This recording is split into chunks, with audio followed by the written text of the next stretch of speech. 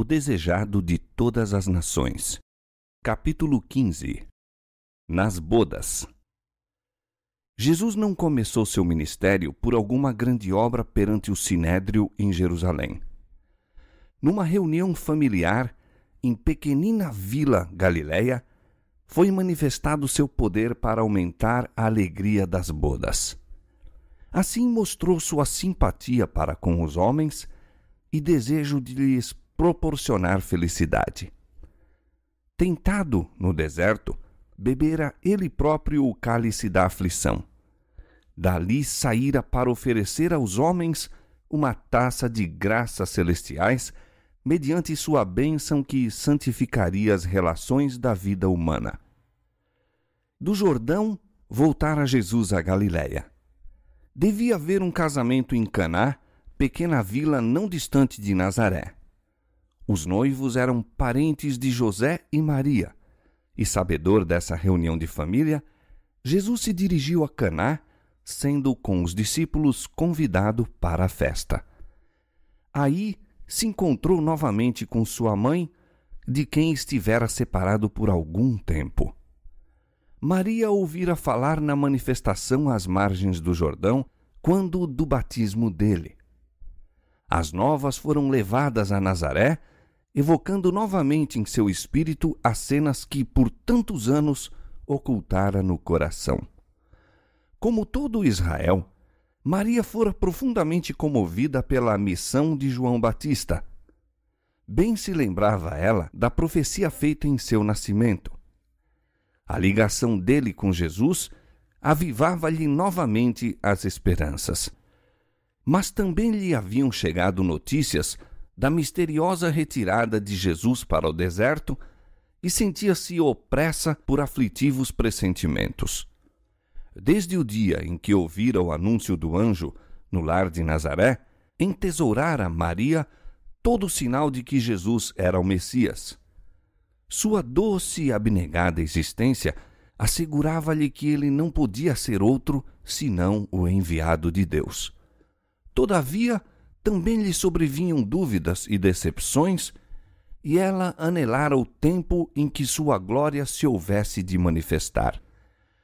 A morte a separara de José, que com ela partilhara do ministério do nascimento de Jesus. Não havia agora ninguém mais a quem pudesse confiar suas esperanças e temores. Os 2 meses anteriores tinham sido muito dolorosos. Fora separada de Jesus, em cuja simpatia encontrava conforto. Ponderava as palavras de Simeão: uma espada traspassará também a tua própria alma. Lucas 2:35. Recordava os 3 dias de angústia quando julgava Jesus para sempre perdido para ela, e era com ansiedade de coração que lhe aguardava o regresso.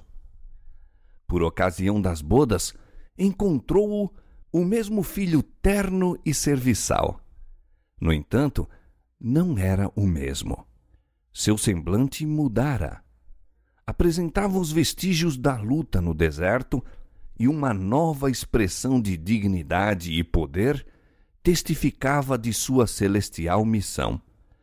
Achava-se com ele um grupo de homens moços cujos olhos o seguiam com reverência e que lhe chamavam mestre. Esses companheiros contaram a Maria o que tinham visto e ouvido por ocasião do batismo e em outras partes, e concluíram declarando: havemos achado aquele de quem Moisés escreveu na lei e os profetas. João 1:45. Ao reunirem-se os convidados, muitos pareciam preocupados com algum assunto de interesse absorvente. Uma contida excitação dominava a assistência. Pequenos grupos conversavam entre si em tom vivo, mas dominado, lançando olhares indagadores para o filho de Maria. Ao ouvir o testemunho dos discípulos quanto a Jesus, alegrara-se com a certeza de não haverem sido vãs suas tão longamente acariciadas esperanças. Entretanto, teria ela sido mais que humana não se lhe houvesse misturado a essa santa alegria um traço do natural orgulho de mãe amorosa. Ao ver os muitos olhares voltados para Jesus, anelava que ele demonstrasse aos assistentes ser realmente o honrado de Deus. Esperava que houvesse oportunidade de ele operar um milagre diante deles. Era costume naqueles tempos que as festas de casamento continuassem por vários dias.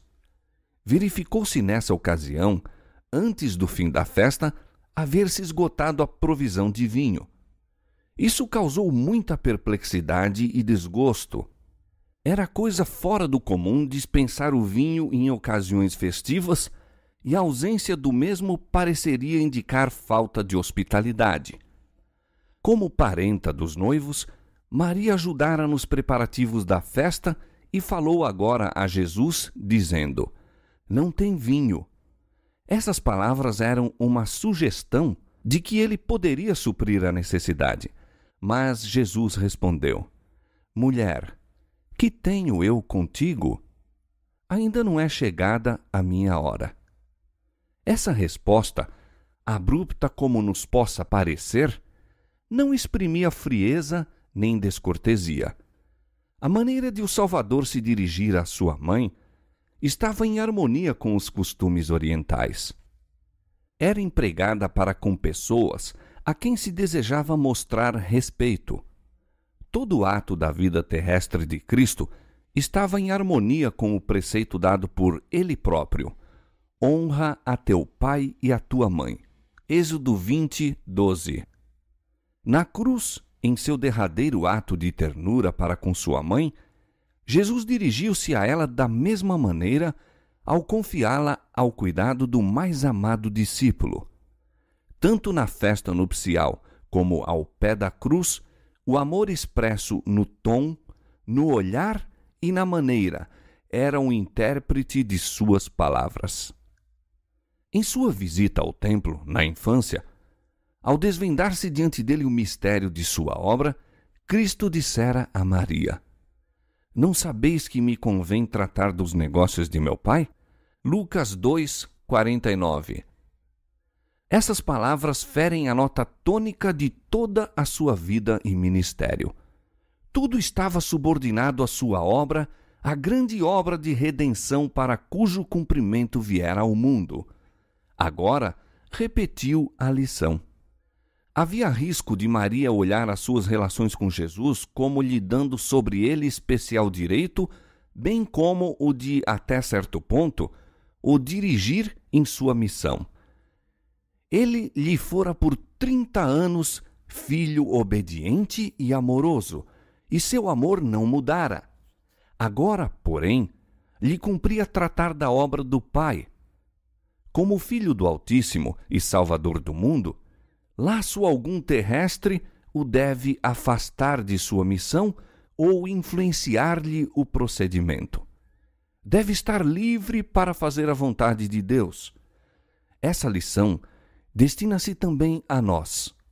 Os direitos de Deus são superiores mesmo aos laços das relações humanas. Nenhuma atração terrestre nos deve desviar os pés da vereda que Ele nos manda trilhar. A única esperança de redenção para nossa raça caída está em Cristo. Maria só podia encontrar salvação mediante o Cordeiro de Deus. Não possuía em si mesma nenhum mérito. Seu parentesco com Jesus não a colocava para com ele em posição diversa, espiritualmente, da de qualquer outra alma humana. Isso se acha indicado nas palavras do Salvador. Ele torna clara a distinção entre sua relação para com ela como filho do homem e filho de Deus. O laço de parentesco entre eles não a coloca de maneira alguma em pé de igualdade com ele. As palavras "ainda não é chegada a minha hora" indicam que todo ato da vida de Cristo na terra era cumprido no plano que existira desde os dias da eternidade. Antes de vir à terra, o plano jazia perante ele, perfeito em todos os seus detalhes. Ao andar entre os homens, porém, era guiado passo a passo pela vontade do Pai. Não hesitava em agir no tempo designado. Com a mesma submissão, esperava até que houvesse chegado a oportunidade. Ao dizer a Maria que sua hora ainda não havia chegado, respondia Jesus ao inexpresso pensamento dela, a expectativa que, juntamente com seu povo, ela acariciara. Maria esperava que ele se revelasse como o Messias e tomasse o trono de Israel. Mas o tempo não havia chegado. Não como rei, mas como homem de dores e experimentado nos trabalhos, aceitara Jesus a sorte da humanidade. Mas se bem que sua mãe não possuísse conceito exato da missão de Cristo, nele confiava implicitamente. A essa fé correspondeu Jesus. Foi para honrar a confiança de Maria e fortalecer a fé dos discípulos que realizou o primeiro milagre. Os discípulos haveriam de encontrar muitas e grandes tentações para a incredulidade. Para eles, as profecias haviam tornado claro, indiscutível, que Jesus era o Messias. Esperavam que os guias religiosos o recebessem com confiança ainda maior que a deles próprios. Declararam entre o povo as maravilhosas obras de Cristo e sua própria confiança na missão dele, mas pasmaram e sentiram-se cruelmente decepcionados pela incredulidade, o preconceito profundamente arraigado e a inimizade para com Jesus, manifestados pelos sacerdotes e rabis. Os primeiros milagres do Salvador fortaleceram os discípulos para enfrentar a oposição. Sem se desconcertar absolutamente com as palavras de Jesus, Maria disse aos que serviam à mesa: "Fazei tudo quanto ele vos disser." Assim fez ela o que podia para preparar o caminho para a obra de Cristo. Ao lado da entrada estavam 6 grandes talhas de pedra e Jesus pediu aos servos que as enchessem d'água. Assim foi feito. Então, como o vinho era necessário para uso imediato, disse: "Tirai agora e levai ao mestre-sala." Em lugar da água com que haviam sido cheias as talhas, saiu vinho dali. Nem o mestre-sala, nem os convidados, em geral, tinham percebido que a provisão de vinho se acabara. Provando o que os servos levaram, o mestre-sala achou-o superior a qualquer vinho que já tivesse provado e muito diverso do que fora servido ao princípio da festa. Voltando-se para o noivo, disse: "Todo homem põe primeiro o vinho bom, e quando já tem bebido bem, então o inferior. Mas tu guardaste até agora o bom vinho." Como os homens servem primeiro o vinho melhor e depois o inferior, assim faz o mundo com seus dons. O que ele oferece pode agradar aos olhos e fascinar os sentidos, mas se demonstra incapaz de satisfazer. O vinho se transforma em amargura, o espírito folgazão em tristeza. Aquilo que começara com cânticos e alegria, termina em fadiga e desgosto. Os dons de Cristo, porém, são sempre novos e sãos. A festa que provê para a alma não deixa nunca de proporcionar satisfação e alegria. Cada nova dádiva acrescenta a capacidade do que a recebe para apreciar e fruir as bênçãos do Senhor. Ele dá por graça. Não pode haver falta na provisão. Se permaneceis nele, o fato de receberdes hoje um único dom garante a recepção amanhã de um mais precioso ainda. As palavras de Cristo a Natanael exprimem a lei do trato de Deus com os filhos da fé. Com cada nova revelação de seu amor, declara ele ao coração que a recebe: "Crês? coisas maiores do que estas verás. João capítulo 1, verso 50. O dom de Cristo à festa nupcial era um símbolo. A água representa o batismo em sua morte, o vinho, o derramamento de seu sangue pelos pecados do mundo. A água para encher as talhas foi levada por mãos humanas, mas unicamente a palavra de Cristo podia comunicar-lhe a virtude doadora de vida. O mesmo quanto aos ritos que indicam a morte do Salvador. Unicamente pelo poder de Cristo, operando pela fé, é que tem eficácia para nutrir a alma. A palavra de Cristo forneceu ampla provisão para a festa. Da mesma maneira abundante é a provisão de sua graça para apagar as iniquidades dos homens e renovar e suster a alma. Na primeira festa a que assistiu com os discípulos, Jesus lhes deu o cálice que simbolizava sua obra pela salvação deles. Na última ceia, tornou a dá-lo na instituição do sagrado rito pelo qual sua morte deve ser anunciada até que venha. 1 Coríntios 11, 26. E a tristeza dos discípulos ao separar-se de seu Senhor foi confortada com a promessa da reunião, pois ele disse: Desde agora não beberei deste fruto da vide até aquele dia em que o beba de novo convosco no reino de meu Pai. Mateus 26, 29. O vinho provido por Cristo para a festa e o que ele deu aos discípulos como símbolo de seu próprio sangue era o puro suco de uva.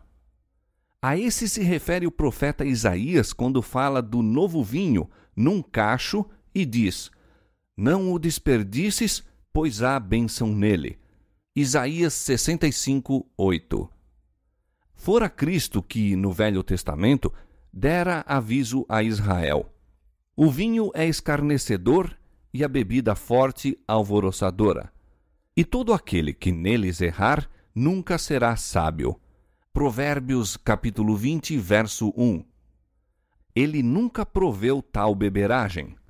Satanás tenta os homens à condescendência com apetites que lhes obscurecem a razão e entorpecem as percepções espirituais. Mas Cristo nos ensina a subjugar a natureza inferior. Toda a sua vida foi um exemplo de abnegação. Para vencer o poder do apetite, sofreu em nosso favor a mais dura prova que a humanidade poderia suportar. Foi Cristo que deu instruções para que João Batista não bebesse vinho nem bebida forte. Fora ele que dera a mesma prescrição à mulher de Manoá. E proferiu uma maldição sobre o homem que chegasse a taça aos lábios do próximo.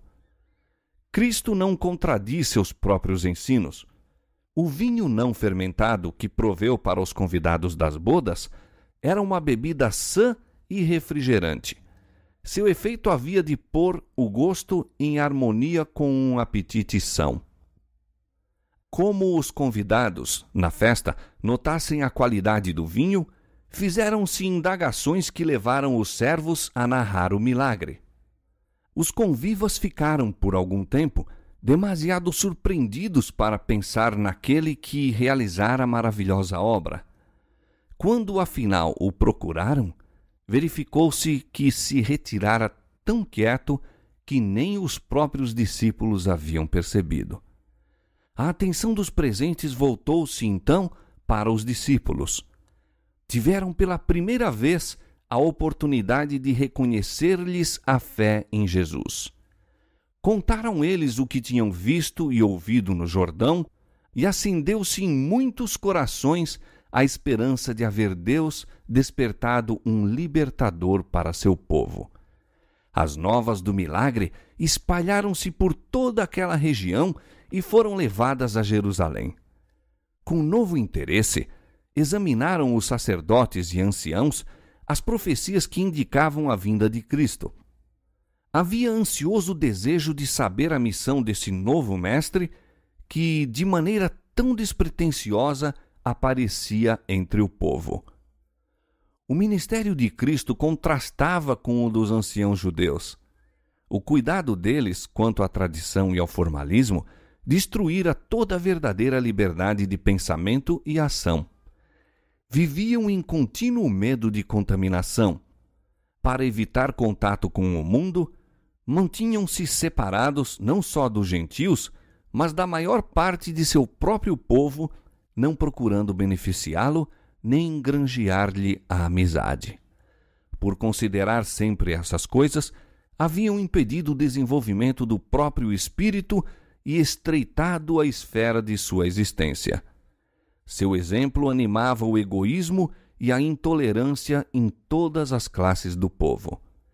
Jesus começou sua obra de reforma pondo-se em íntima simpatia com a humanidade.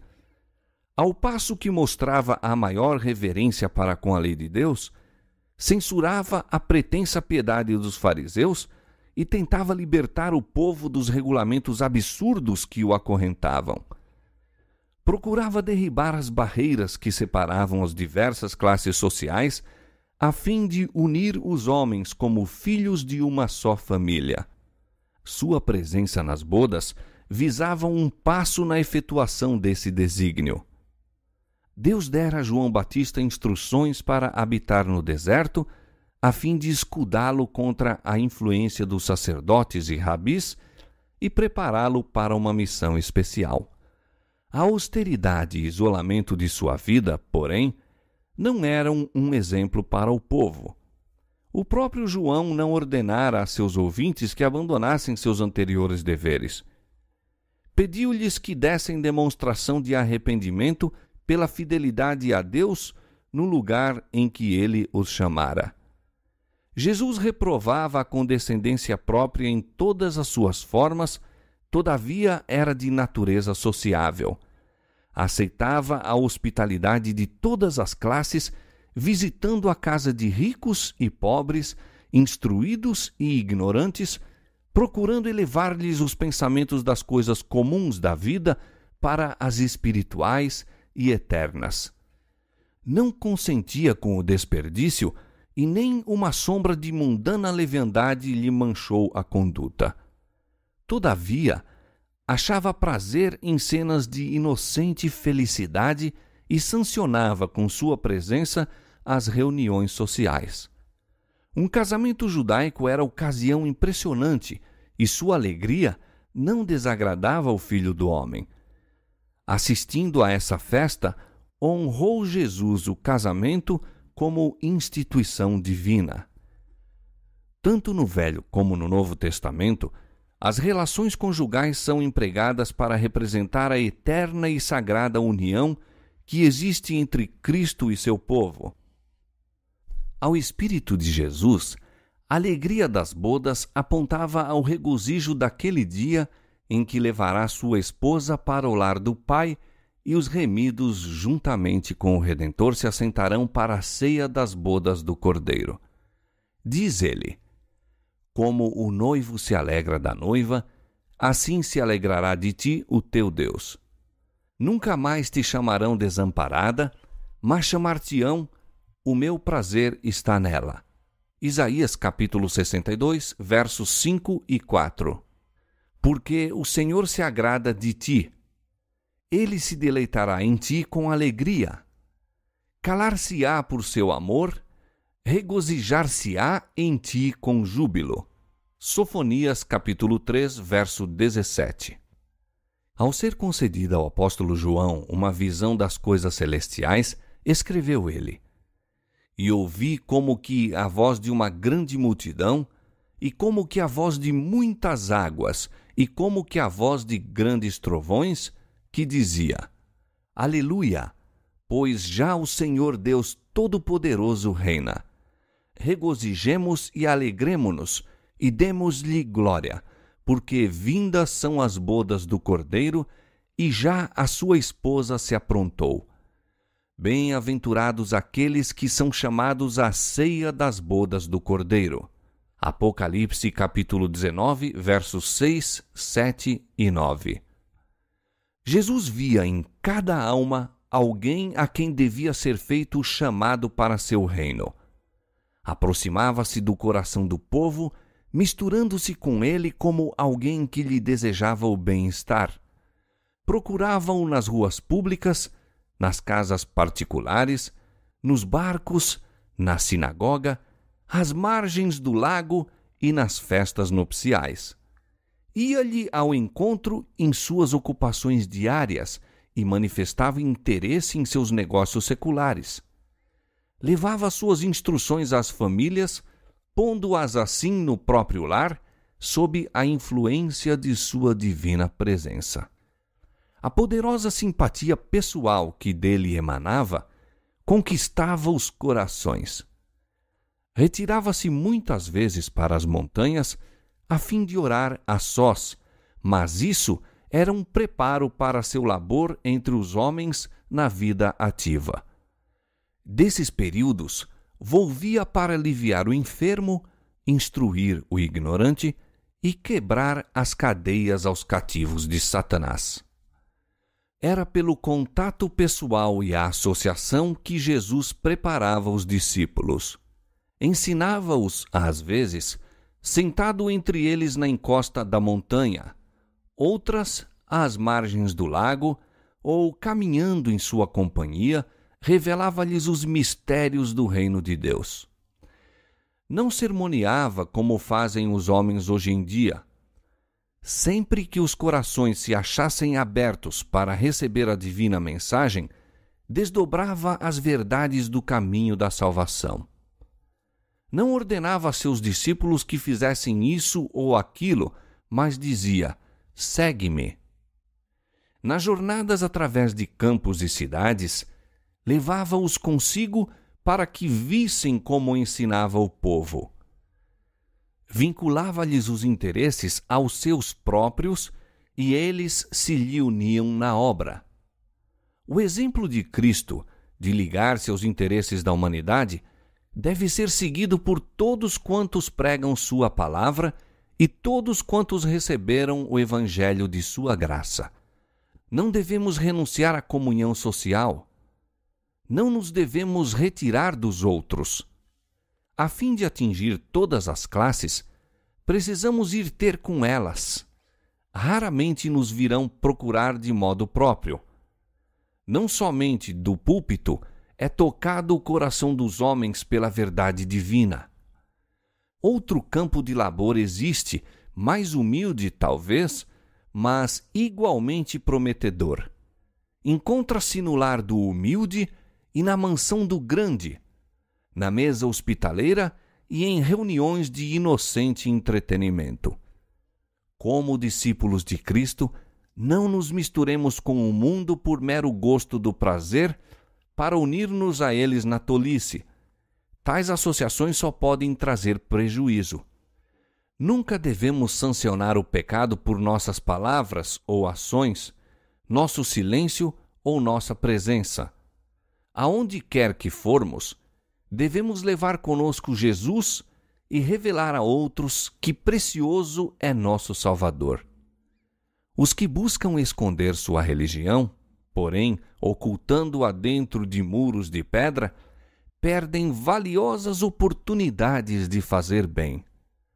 Por meio das relações sociais, o cristianismo se põe em contato com o mundo. Todo o que recebeu divina iluminação deve lançar luz sobre o caminho dos que não conhecem a luz da vida. Todos nós devemos tornar testemunhas de Jesus. O poder social santificado pela graça de Cristo deve ser aperfeiçoado em atrair almas para o Salvador. Demos a conhecer ao mundo que não nos achamos absorvidos egoisticamente em nossos próprios interesses, mas desejamos que os outros participem das bênçãos e privilégios que gozamos. Mostremos-lhes que nossa religião não nos torna faltos de simpatia nem exigentes. Que todos quantos professam haver encontrado a Cristo sirvam como Ele fez ao bem dos homens. Nunca deveríamos dar ao mundo a falsa impressão de que os cristãos são uma gente triste e descontente.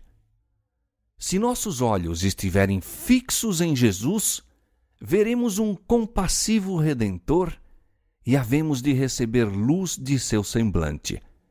Onde quer que reine o seu espírito, aí habita a paz. E haverá alegria também, pois há uma calma e santa confiança em Deus. Cristo se compraz em seus seguidores quando mostram que, embora humanos, compartilham da natureza divina. Não são estátuas, mas homens e mulheres animados. Seu coração, refrigerado pela graça divina, abre-se e expande-se ao sol da justiça. A luz que sobre eles incide, refletem-na sobre outros em obras iluminadas pelo amor de Cristo.